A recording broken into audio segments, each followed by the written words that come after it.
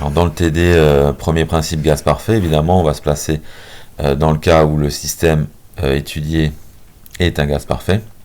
Donc il est bon de connaître évidemment toutes les formules relatives aux transformations.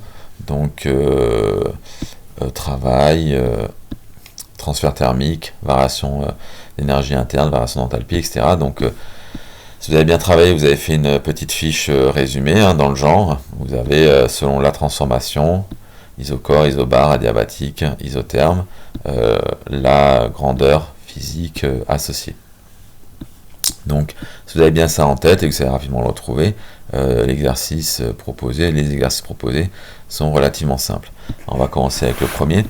Donc, on demande de calculer les différents travaux échangés par le gaz avec le milieu extérieur. Donc, sur ce cycle, donc on commence avec cette étape-là, donc qui est une isobar. Donc sur une isobar, on a la pression qui est constante, donc le travail delta W est égal à moins P extérieur dV. Donc P extérieur en fait est égal à P parce que on est sur des évolutions qui sont toutes réversibles. Enfin ici de toute façon elle est isobar, donc on sait que la pression est constante.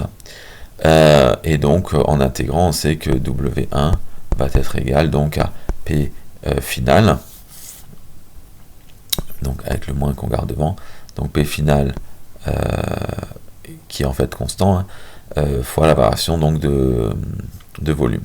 Donc V1 moins P initial, qui on va noter A, fois le volume, alors faut pas que je me trompe, 0 et 0. Voilà, je crois que c'est ça une notation. Et donc P1 égale P0, pardon. Et donc là, on peut évidemment, comme on demande d'exprimer tout ça en fonction uniquement de RT et de bêta, donc bêta qui est le rapport entre les températures, on va plutôt écrire, donc ici on a la température T1, d'accord, et ici on a la température T sur l'isotherme, d'accord, T1 étant juste la température en A1. Donc on va avoir moins NR T1 moins T, autrement dit, en factorisant par T, NR T fois 1 moins T1 sur T, autrement dit 1 moins bêta. Et donc on trouve bien cette expression-là. Donc ça c'est pour le premier travail. Alors évidemment c'est fait pour une mole, donc à la place de N on peut mettre 1. Bon, c'est pas terrible de mélanger littéral et numérique. Bon, si on l'a fait ici, c'est pas bien grave. Donc ça c'est pour le premier travail. Alors pour l'étape 2, on est de A1 à B. Là, on est sur une adiabatique réversible.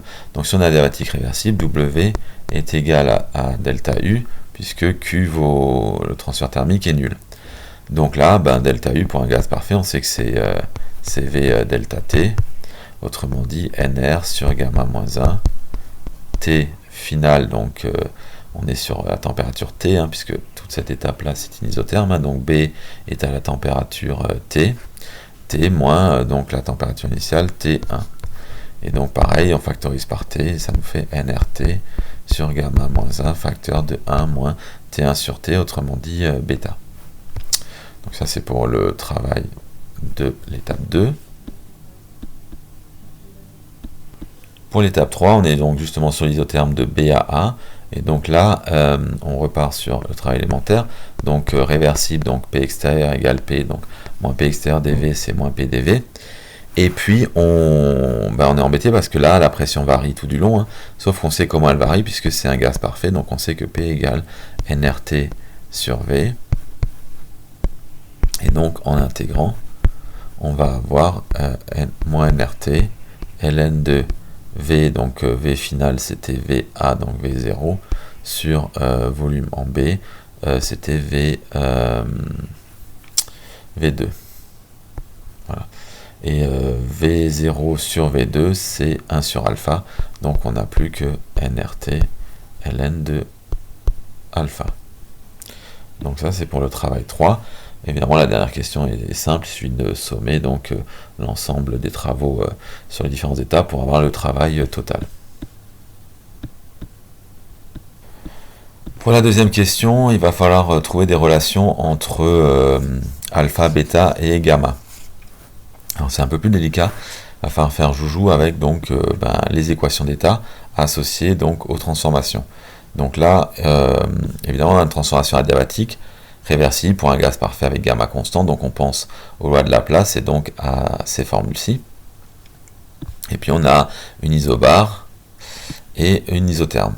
Voilà. Et donc dans ces rapports-là, sans dimension, d'où l'avantage de les écrire comme ça, on peut faire apparaître alpha, bêta et essayer de les relier. Donc il suffit de faire ça un peu calmement et ça se passe bien. Alors, la première question n'est pas très dure. En utilisant une des propriétés des transformations adiabatiques réversibles, pour un gaz parfait bien sûr, donner l'expression de bêta en fonction du rapport V2 sur V1. Alors, V2 il est ici, V1 il est ici, et V0 est ici. Donc, entre V2 et V1, évidemment, on parle de la transformation adiabatique réversible, et donc on va pouvoir utiliser les lois de Laplace, et donc celle associée en T et V, bien sûr, puisqu'on veut une relation sur bêta. Bêta, c'est le rapport des températures, et on nous demande de le relier à un rapport de volume. Donc on est obligé évidemment d'utiliser la relation T, V, gamma moins 1 égale constante sur la diabatique réversible, qui, je rappelle, a une pente plus raide que l'isotherme, donc on la repère sur le diagramme, puisque on sait que dans les deux cas on a une hyperbole, mais qu'une est en puissance bêta qui est supérieure à 1, donc on reconnaît de toute façon l'isotherme de la diabatique. Donc si on applique ça simplement avec les indices en question, on a T1 V1 gamma moins 1 égale T en B, donc T, puisque c'est l'isotherme, c'est la même température en B et en A, donc T, on laisse T2 égale T, T, V2, gamma moins 1. Et donc on a directement bêta égale T1 sur T égale V2 sur V1 puissance gamma moins 1. D'accord? Donc ça c'était la première relation. Pour la suivante, il faut relier donc alpha et bêta. Alors alpha c'est le rapport des volumes, d'accord, rapport V2 sur V0, donc sur l'isotherme. Donc alpha égale V2 sur V0, mais comme c'est une isotherme, on sait que PV est égal à constante sur une isotherme, et donc c'est aussi égal à P en 0, donc P0, et P en 2, donc P2. Voilà, et donc là, on se retrouve avec un rapport de pression qui relie l'état ici, donc 0 entre guillemets, et l'état 2. Et donc, il faut relier tout ça à bêta, mais bêta, il est relié il est lié à la diabatique réversible. Et donc, on va se servir du lien qu'il y a entre les deux, donc le fait que la pression en 2 est égale à la pression en 1. D'accord? Donc ça, c'est aussi P0 sur P1. Et là, justement, entre P1 et... pardon, j'ai fait une erreur. Je reviens en arrière. C'est P0, égale P1 sur P2. Et donc cette fois-ci, P1 et P2, eux, sont reliés par la diabatique réversible. Et donc, sur la diabatique réversible, on a la relation en P et T. Alors, je vais prendre celle en P et T, puisque justement, on veut relier à bêta qui est en température. Et donc, on arrive à cette relation-ci. D'accord? T1, P1, donc qui est égal à P0, 1 moins gamma sur gamma égale T2, P2, 1 moins gamma sur gamma, avec T2 qui est égal à T, puisque on est sur l'isotherme. En même temps, c'est-à-dire que la température en 2 est celle qui va servir pour partir sur l'isotherme. Et donc après, on n'a plus qu'à éliminer donc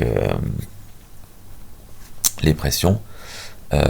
Et donc pour éliminer les pressions, donc si j'ai T1, P0, 1 moins gamma sur gamma qui est égal à T, P2, 1 moins gamma sur gamma, je peux écrire en fait que donc P0, on a dit que c'était P1, hein. Donc finalement je peux écrire P1 sur P2, 1 moins gamma sur gamma égale T sur T1, autrement dit 1 sur bêta. Et là, P1 sur P2, on a dit que c'était alpha. Donc alpha, 1 moins gamma sur gamma. Donc si je le veux, comment dire, après je peux évidemment inverser, hein, c'est-à-dire je peux mettre bêta égale, et à ce moment-là, j'inverse, donc j'inverse le signe de la puissance, ou bon, je peux le présenter autrement. Alors, une petite remarque sur la correction, j'ai mis des valeurs numériques, parce que dans le cas d'un gaz diatomique, gamma égale 5 tiers, monoatomique, pardon. Donc ça, c'est une petite remarque. La plupart du temps, nous, on utilisera plutôt des gaz diatomiques, pour lequel gamma égale 7 cinquièmes.